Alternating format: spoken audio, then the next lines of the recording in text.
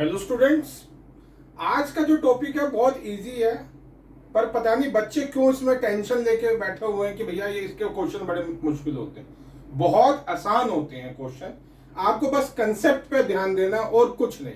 देखो, वैसे तो हर बुक में लिखा होगा बोट, स्ट्रिंग, नाव, धारा के क्वेश्चन। मैंने स्विमर भी ऐड कर दिया, स्विम भी तो कर सकता है कोई बंदा। देखो क्या चीज होती है आपको समझना है। जो रिवर होती है वो दो कंडीशन में होती है, या तो वो फ्लो कर रही होती है या फ्लो नहीं कर रही होती है। ठीक है ना, कहते ना इस समय नदी शांत है, क्रॉस कर लो, ये वो वाला टाइम होता है, शांत है इस समय। ठीक है, इसमें जो भी कुछ हो रहा है हलचल, बोट इधर से उधर जा रही है या स्विमर इधर से उधर जा रहा है, वो उसके अकॉर्डिंग हो रहा है। वो जितनी मेहनत, जितनी स्विमिंग कर सकता है स्पीड से, वो करेगा। यहां पे कुछ भी इफेक्ट नहीं करती। अब यहां पे इफेक्ट करती है। अब यहां पे भी भाई दो तरीके से देखो। ये सपोज करते हैं रिवर है, मुझे इस पॉइंट से इस पॉइंट पे जाना है, पी से क्यू पे जाना है।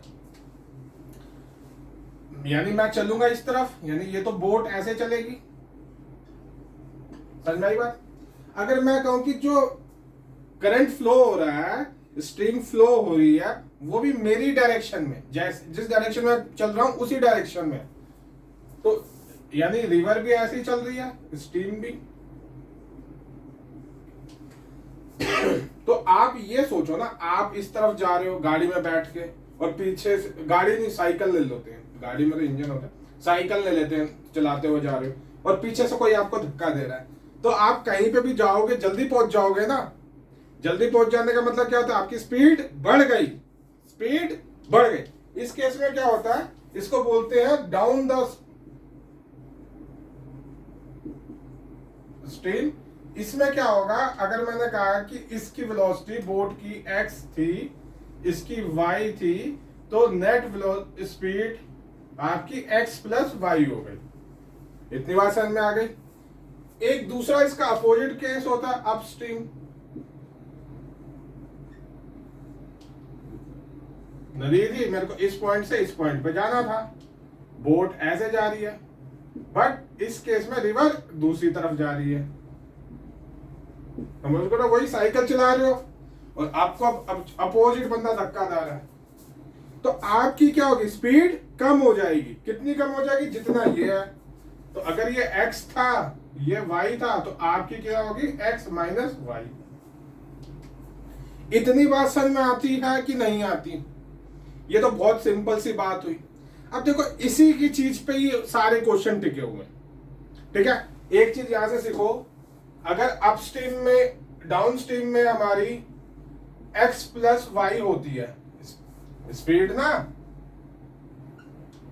और अपस्ट्रीम में कितनी हो जाएगी? x minus y. अगर हम इन दोनों को ऐड करेंगे, तो क्या आएगा? 2x। 2x का मतलब क्या हुआ भाई? x क्या लिखी थी? बोट की डबल या स्विमर की डबल।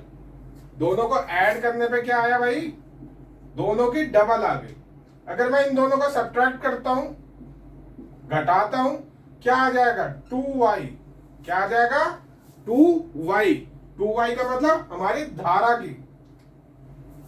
इतनी बात समझ में आया कि नहीं आया? अब देखो, एक बहुत कॉन्सेप्ट की बात समझो। सपोज कहता है कि x प्लस वाई की वैल्यू 11 है, कुछ भी यूनिट हो, x माइनस वाई की वैल्यू 5 है। अब यहां तक बात समझ में आ गई। अब आपको क्या सोचना है? एक ट्रिक नहीं होती है, ये सब ट्रिक व्रिक कहते हैं ना कि ये ऐसी ट्रिक करो, ये ऐड जरो करो। अरे भैया, 4 गाने शब्द से शब्द याद नहीं होते लोगों को, और पेपर में कोई ट्रिक काम नहीं आती है, पसीने छूटने लग जाते हैं ट्रिक के नाम पे।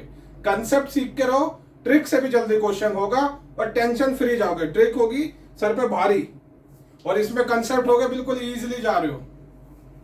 ठीक है, हमने कहा कि अब देखो, इन दोनों का मिड पॉइंट अगर हम कहें कि इन दोनों का मीन क्या होगा? 11 प्लस 5 कितने होता है? 16 डिवाइड बाय 2 यानी 8। ठीक है, 8। ये जो 8 होगा मीन निकाला, ये बेसिकली क्या होगी, बोट की, क्या होगी, बोट की वैल्यू। अब देखो इसमें से भी कुछ 3 प्लस हो रहे हैं और 3 ही माइनस हो रहे हैं। जो ये 3 आया वो क्या आया, स्ट्रीम की। इतनी बात समझ में आ गई। ये एक चीज थी कॉमन सेंस वाली, आपको रखनी है। अब दूसरी बात, एक पॉइंट तो ये हो गया इसमें, दूसरा पॉइंट देखो क्या होता है। जब उसने कहा कि एक पॉइंट से, ये ए पॉइंट है और ये बी पॉइंट है, मैं इससे पहले इधर गया और इससे मैं पहले इधर गया। सपोज करते हैं इधर वाला डाउन स्ट्रीम यानी धारा की प्रवाह की दिशा में, और इधर वाला अपस्ट्रीम यानी धारा की विपरीत दिशा में। अब देखो ए पॉइंट से बी जा रही है और बी से ए आ रही है, दोनों के बीच का डिस्टेंस सेम है। अगर मैं कहता हूं कि इसमें मेरे को t1 टाइम लगा